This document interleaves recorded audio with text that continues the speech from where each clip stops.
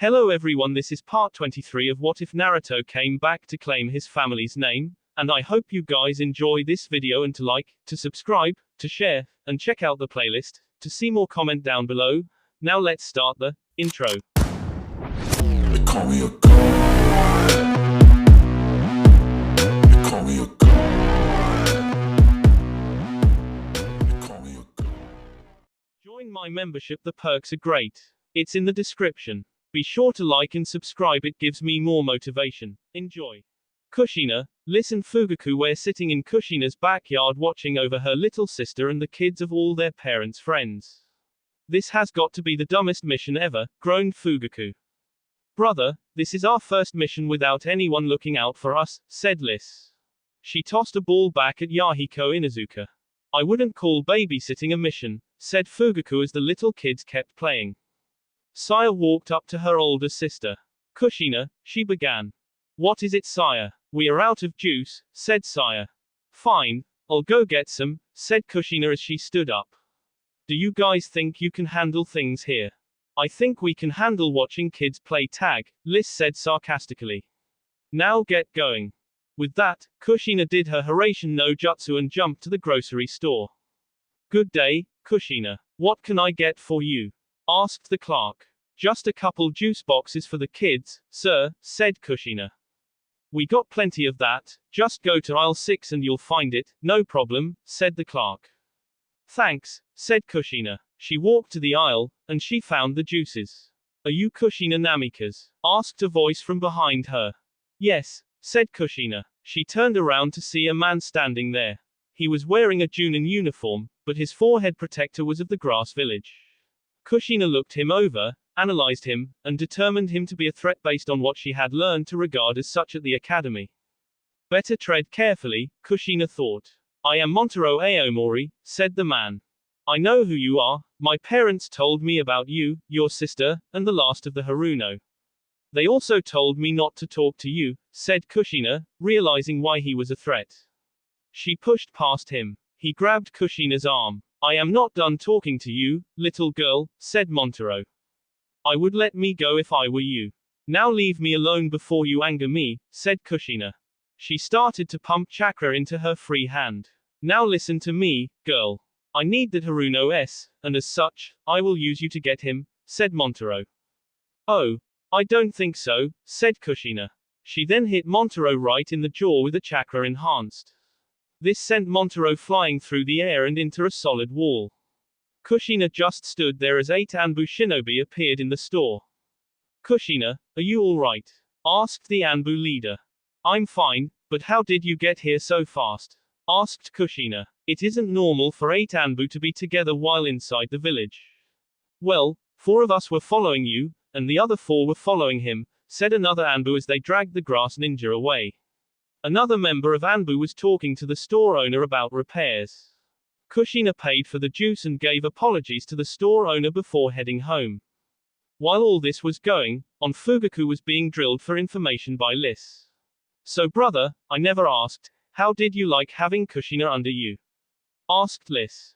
Her brother glared at her. However, she could see a slight blush on his cheeks. I didn't like it at all, she's only AF friend, stuttered Fugaku. Well, you know Kushina's parents' story. They were just friends, and then they got involved, said Liz. Is there a point behind that, sister? Asked Fugaku as he crossed his arms. Just that history tends to repeat itself, said Liz. Her brother rolled his eyes. I will get these two together if it's the last thing I do, added Liz to herself. Kushina reappeared in the backyard. Naruto sat in his office as Jin Aomori, leader of the grass village, walked in. Care to tell me why your brother tried to kill my daughter? Asked Naruto. Jin looked down. I am truly sorry about that, Hokage-sama, but I can explain. You can explain attempted K-ping? Asked Naruto. This should be interesting. No, what my brother did is wrong. I believe that I can explain the thought processes with that lead to his inappropriate action, said Jin. Go on, said Naruto. Well, Dano Haruno, ked our father. My brother was very close to him. He took it very hard and is out for revenge. I thought my order not to involve you would be followed, but I guess I was wrong, said Jin. You should have kept him on a shorter leash. I will keep him in prison until you leave. You will have my answer next week. Since this involves two different villages, I have to run it past the council, said Naruto. That is agreeable, said Jin as she walked out of the Hokage's office. Excellent. Everything is going according to plan, thought Jin. Her brother sat in the same prison as Dano. The week passed, and Naruto walked down to the council room to find everyone waiting for him. Okay, everyone, let's call this meeting to order, said Inoiki. Lord Hokage, what news do you have for us? Well, as I am sure most of you already know, we caught an S-rank missing nin from the grass village a few weeks ago. The next day, the grass village leader showed up asking for him to be handed over to be ked. Normally, I would hand the foreign ninja over, however, I found it odd that the grass leader would show up for a missing nin. So I asked Inoiki to enter his mind, and now I ask for him to share his findings, said Naruto. Fellow council members, we will not waste time with words explaining everything, but, needless to say, this ninja contains a gold mine of information on at least 3 villages, not counting his own. In light of the fact that he has that treasure trove of information, I suggest we offer him a deal for safety if he gives us the information, said Naruto. Why not just use one of the Yamanaka clan to go inside his mind and just take the information from him? Asked Konohamaru. Simple. The Harunos appear to have a bloodline limit that stops us having complete access to their minds. We could only get a hint of what he is hiding, said Inoiki. It would be foolish to let this information get away from us, said Shikamaru. I agree, we can't let this go, said Sasuke. I'm just wondering, are you just trying to protect your wife's cousin? Asked Chooser. It is true that the ninja we are holding is Sakura-chan's cousin, but, said Naruto. But nothing. You are trying to protect your wife because she is from a clan just like yours. An elite, power-hungry, evil clan that needs to be destroyed. Yelled Chooser. Chooser, you will be silent. Yelled Inoiki. No, I will not be silent. The Namikas and the Uchiha clans ked my son. They should all even the little kids, therefore they never have a chance to come back. Yelled Chooser. That is it. Yelled Rin. I vote we remove Chooser from the council. I second that vote, said Shikamaru. One by one, everyone raised their hands. You can't do this. If you get rid of me, then the Namikazes and Uchihas will win. They will rule the village. Yelled Chooser. I think we all will be better off when someone takes your place on the council who isn't blinded by old grudges, said Kakashi. No, you guys are blinded. Yelled Chooser. Luckily, I have planned ahead. With that, Chooser pulled out a radio. Do it. He yelled into it. Chooser, what did you do? Asked Naruto. I have started a revolution, said Chooser. By the time today is over, the Namikas and Uchiha clans will be gone. My entire clan is out to complete that mission. ANBU, arrest him.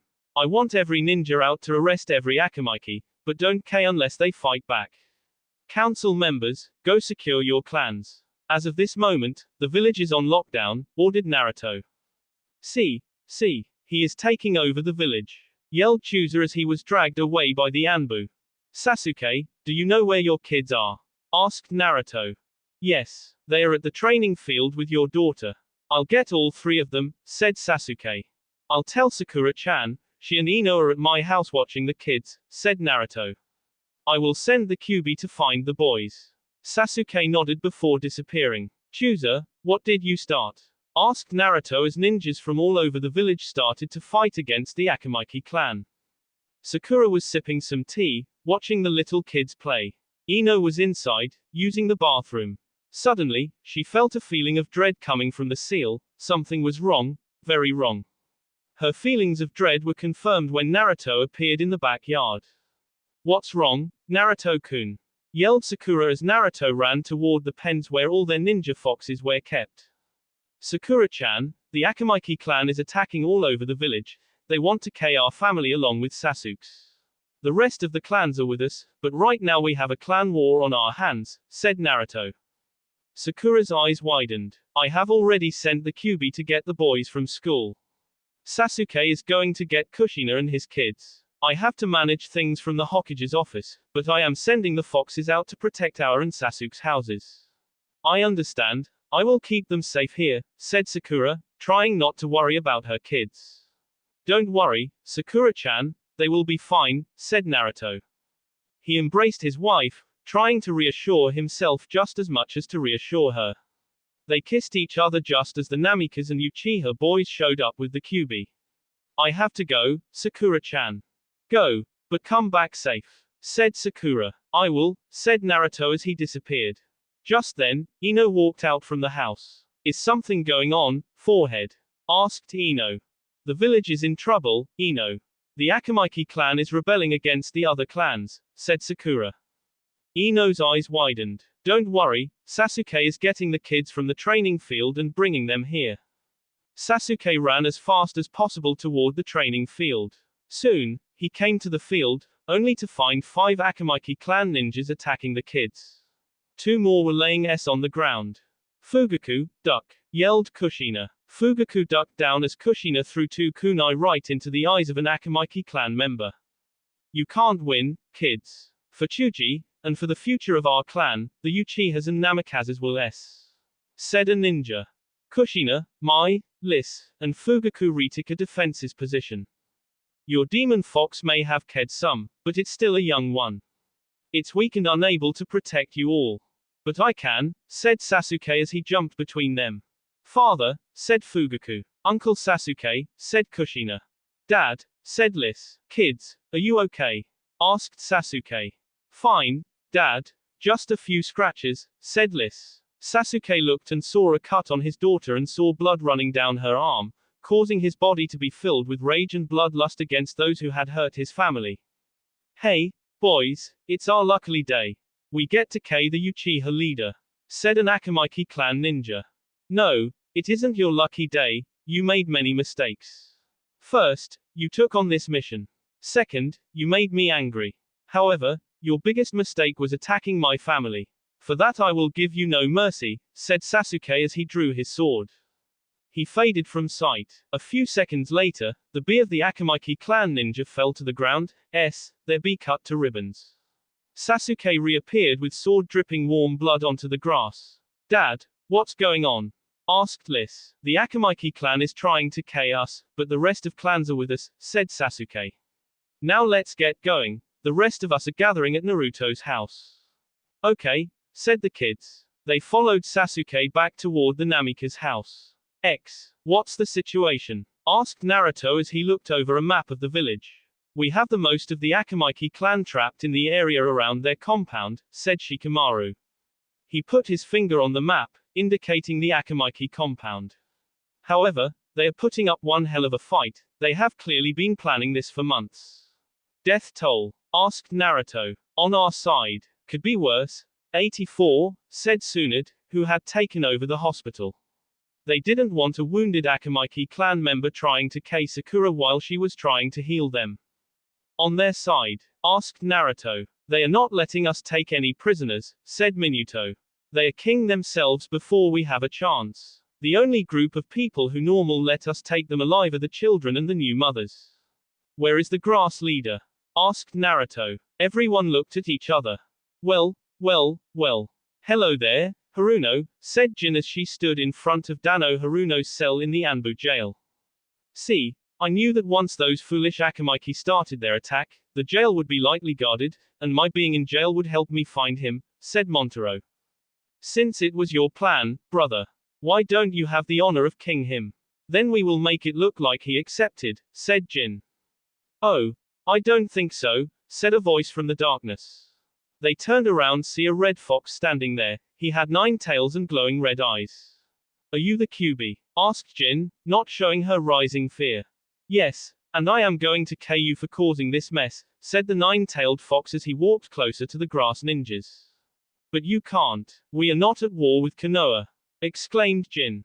But Naruto doesn't know about this. Your deaths will be blamed on the Akamaiki clan, and your village is so weak that they will not argue with that statement, said Kyuubi. He then summoned a wall of flames surrounded the 3 of them. This is going to be fun. We'll worry about them later, said Naruto. Agreed, said Shikamaru. Shouldn't Sasuke be here?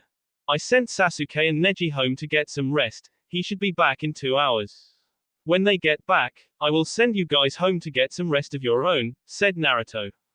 They nodded. Get some rest, Sasuke-kun, whispered Ino. She wrapped her arms around her husband as they stood in the inner garden. Oh, I don't think any of you will be getting rest anytime soon, said a voice from the darkness that made both parents' blood turn to ice. So you have finally come, said Sasuke as he pulled out his sword. Yes, I have, foolish little brother, said Itachi as he appeared in front of them.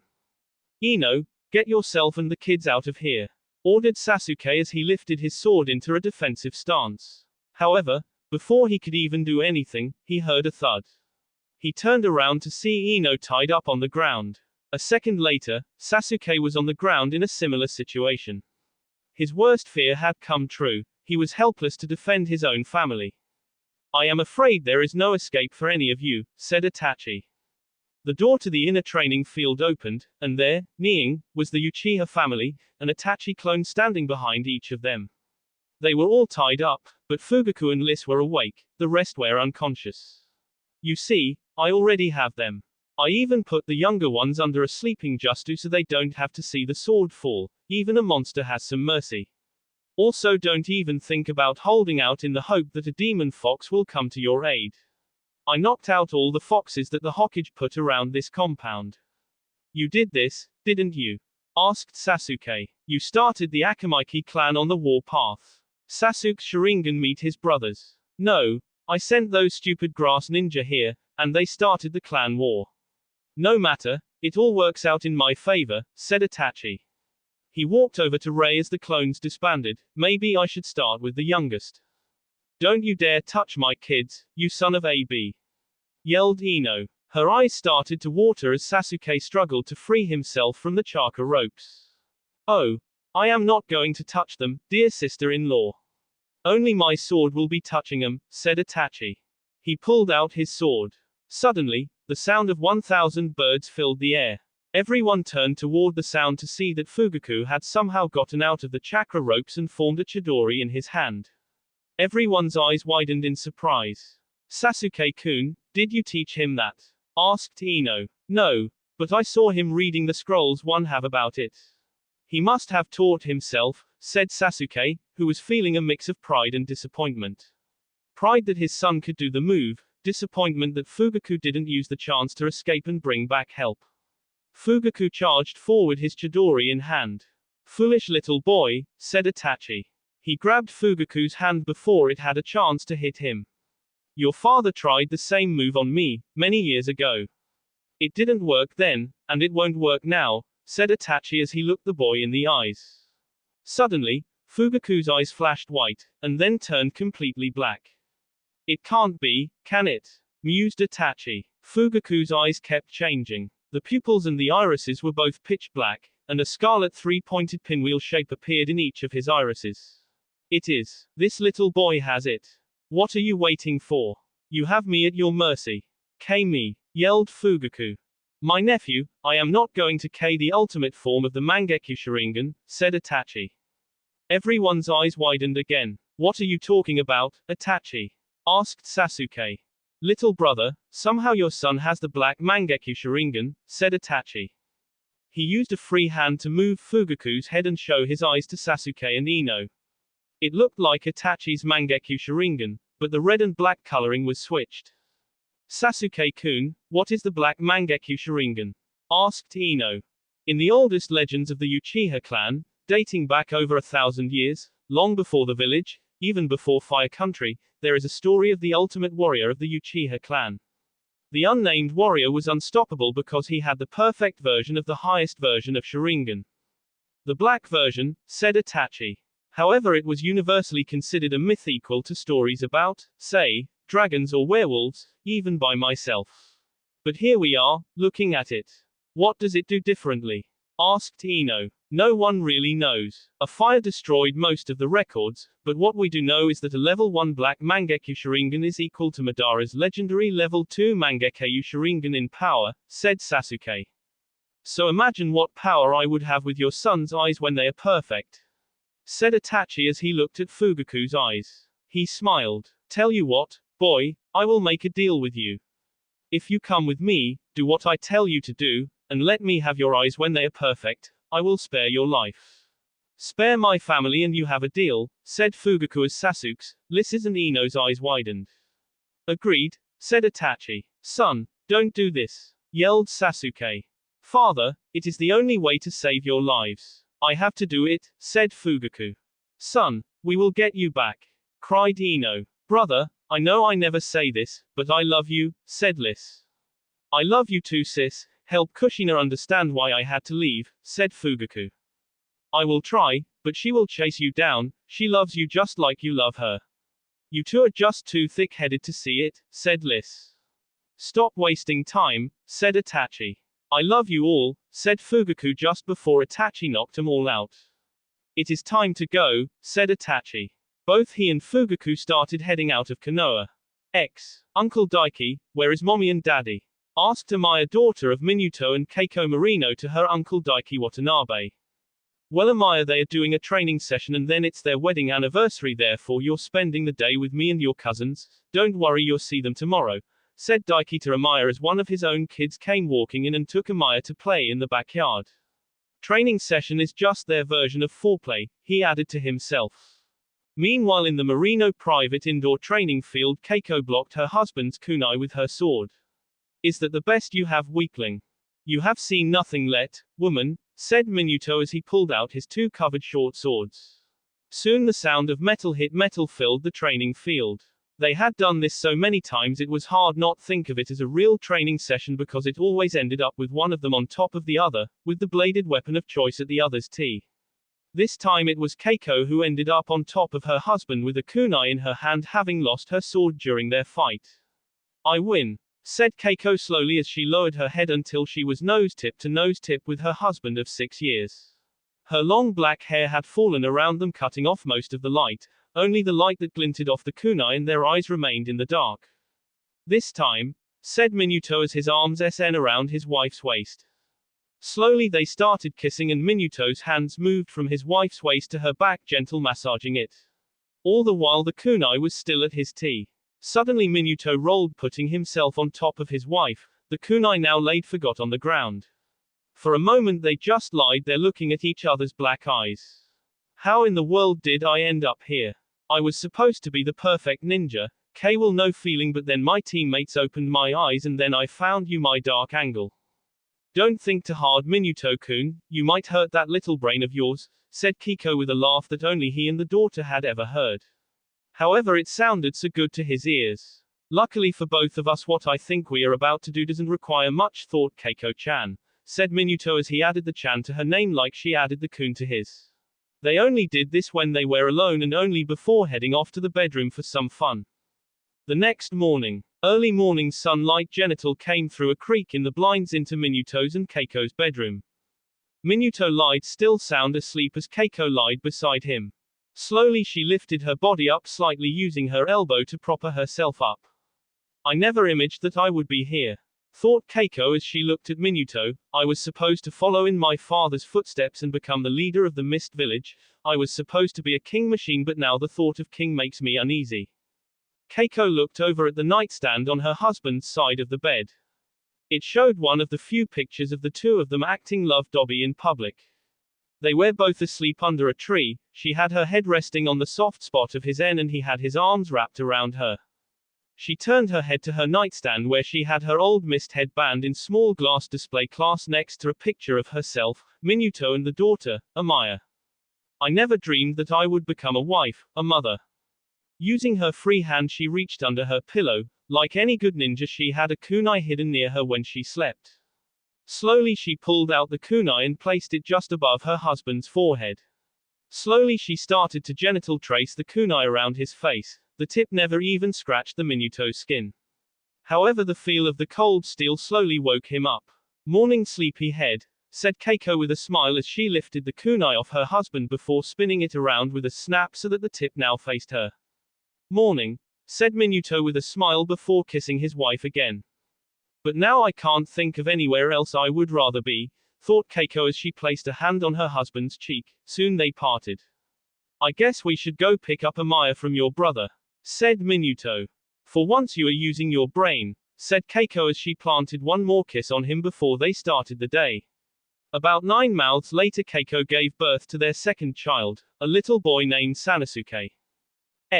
Naruto sat in his office rubbing his forehead. This is not good, said Naruto out loud as he read over the list of the S. Most of the Akamaiki clan now lay in the hospital morgue, if they were lucky. If they were unlucky, they were covered with a sheet where they fell. However, that wasn't the end of it. The B of Jin and Montaro Aomori were found inside the Anbu jail, just outside the cell of Dano Haruno, who had somehow gotten away. It will be trouble to explain that a ninja under lock and key got out and killed their leader before escaping completely. Finally, the worst thing that had happened was that Itachi had come. However, the strangest thing had happened. He had come, but didn't kill anyone. The Anbu had found all but Fugaku tied up and knocked out. They also found a small note from Fugaku explaining that he had made a deal with Itachi for something called the Black Mangekyou Sharingan. Naruto, said a new voice. Naruto lifted his head up to see Rick standing there. Go ahead, Rick, said Naruto. The Anbu that we were able to send out has not found anything yet, but we are looking. We will bring him back, said Rick. Yes we will, said Minuto as he walked in. Word had gotten around to the council leaders about Itachi. Hokage, I wish to be part of any mission to get Sasuke's son back. I, too, wish to go on any mission, said Rick. Fine. As soon as we get an idea on where Itachi is, said Naruto. He looked out over the village as sun started to rise again. Slowly, Naruto stood up and walked toward the hospital. He found his wife looking after the Uchiha family. How are they doing, Sakura-chan? Asked Naruto. Overall, not bad. The younger ones had a sleeping jutsu placed on them. They never even saw Itachi, said Sakura as she looked over the medical chart. I am keeping them under a sleeping jutsu until Sasuke and Ino wake up. Good idea. It would be better if their parents tell them about Itachi, said Naruto. What about Sasuke, Ino, and Liz? Now they're a different story. Itachi hit them in the, started Sakura. Sakura-chan, please, you know I can't follow your medical talk, said Naruto. Basically, he hit them at a point that will keep them out for at least another 4 hours, said Sakura. With a lot of luck, by that time, we'll have Fugaku back, said Naruto. Any sign yet? Asked Sakura. No. Itachi covered his tracks so well, it may take a week to find it, said Naruto. He looked and saw his daughter, Kushina, sound asleep in a chair. She came in to see Liz, and she fell asleep about an hour ago, said Sakura. This is not good, Sakura-chan, said Naruto. Sakura looked at him. What are you talking about, Naruto-kun? She asked. This isn't Kushina. It's a clone, said Naruto. He hit Kushina on top of the head. As he did so, a puff of smoke appeared in her place. She must have gone after Fugaku. I can't believe this, said Sakura. Why didn't I see that it was a clone sooner? Don't worry, Sakura-chan, we will get her back. She isn't as good as hiding her trail as Itachi. I, along with the Kyuubi, will go get her now, said Naruto as he walked out and ran into Kinkura. Hokage-sama, I have some paperwork for you to see, said Kinkura. Kinkura, I can't look at that now. I want the top tracking team we have to meet me at the gates in 5 minutes. Kushina has gone after Fugaku. Ordered Naruto. Understood, Hokage-sama. They will be waiting, said Kinkura. She ran off to get the team. I should have kept a closer eye on her. What kind of father am I? Asked Naruto out loud to himself. Kit, your daughter is like you. She wants Fugaku to come back, just like you wanted Sasuke to come back when he left for Orochimaru. Also, there may be another reason, said the Kyuubi as he appeared along with his daughter, Mai. What are you talking about, Kyuubi? Asked Naruto. Simply put, a fox is extremely loyal to those they love, said Kyuubi. That may be helpful in getting Fugaku back. How? Asked Naruto. Basically, she thinks as Fugaku almost as a mate. Her fox senses are more sensitive to his scent, helping her find him, said Kyuubi. But if she finds him, she finds Itachi, said Naruto as his fear just increased tenfold. I can't wait for anyone. I need to get Fugaku back from that evil man, said Kushina as she kept running, jumping from tree branch to tree branch. But how do we know that we are on the right trail? Asked Ina Kushina. I don't know how, but I know we are, said Kushina. We're being followed, said Itachi. Fugaku looked at him. So we're ahead of them. We can get away easily, said Fugaku. Don't try to lie to me, nephew. I can see it in your eyes, you want them to come.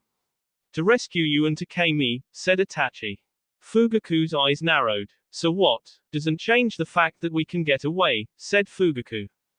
I don't want to get away. Instead, I want you to fight this person, said Itachi, and I know just the place. Okay, everyone, move fast, said Naruto as he and the Kyuubi stood in front of the gates. In front of them stood Kiba, Hinata, Shino, Rick and Minuto.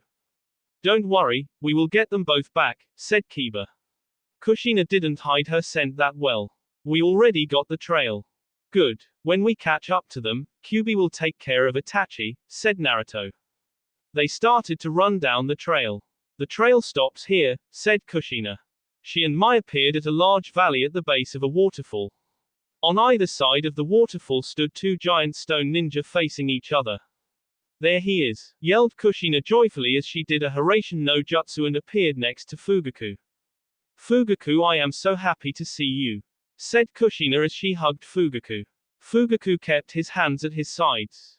Kushina, you shouldn't have come. So please, leave and forget about me, said Fugaku. Kushina looked at him. Fugaku, I can't forget about you. Come on, let's go home. If I use my Hiraishin no Jutsu, we can get a head start on this Itachi fellow, said Kushina. There is no getting away from him. So please leave and tell my parents I love them, said Fugaku. Tell them yourself. We can back in the village in a few minutes if we use my jutsu, yelled Kushina. Kushina, do you know where we are? Asked Fugaku. No, said Kushina. We are at the same place that our fathers fought when they were at our age, said Fugaku. This is the Valley of the End? Asked Kushina. Yes, and if you don't leave, I will have to fight you to keep my family safe from Itachi, said Fugaku. Well then, it appears I will just have to beat you up before bringing you back to the village, said Kushina as she cracked her knuckles. That will be all for this video. Be sure to like, subscribe, share, and comment down below for more videos. Goodbye.